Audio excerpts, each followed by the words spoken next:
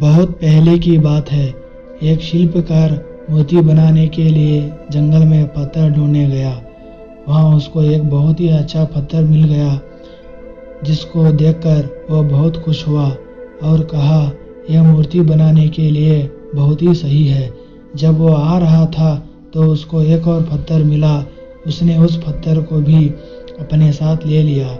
घर जाकर उसने पत्थर को उठाकर अपने औजारों से उस पर कारीगरी करनी शुरू कर दिया।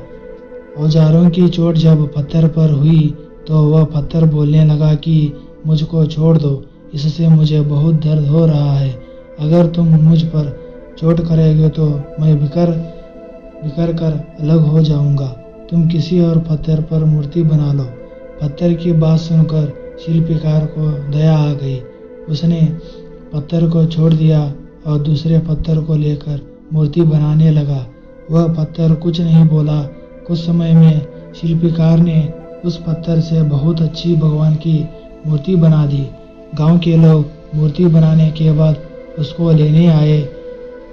उन्होंने सोचा कि हमें नारियल फोड़ने के लिए एक और पत्थर की ज़रूरत होगी। उन्होंने वहां रखे पहले पत्थर को भी अपने साथ ले लिया। मूर्ति को ले जाकर उन्होंने मंदिर में सजा दिया और उसको सामने उसी पत्थर को रख दिया।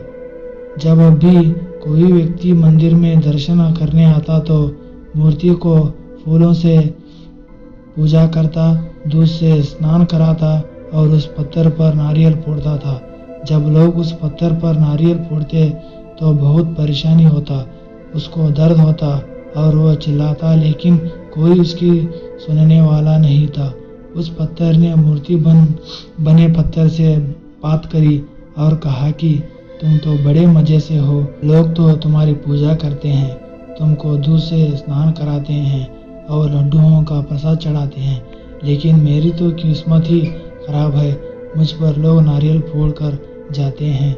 इस पर मूर्ति बने पत्थर ने कहा कि जब शिल्पकार तुम पर कारीगरी कर रहा था, यदि तुम उस समय उसको नहीं रोकते तो आज मेरी जगह तुम होते, लेकिन तुमने आसान रास्ता चुना, इसलिए अभी तुम दुख उठा रहे हो। उस पत्थर को मूर्ति बने पर की बात समझा आया। उसने कहा कि अब से मैं भी कोई शिकायत नहीं करूंगा। इसके बाद लोग आकर उस पर नारियल फोड़ते। नारियल टूटने से उस पर भी नारियल का पानी गिरता और अब लोग मूर्ति को प्रसाद का भोग लगाकर उस पत्थर पर रखने लगे।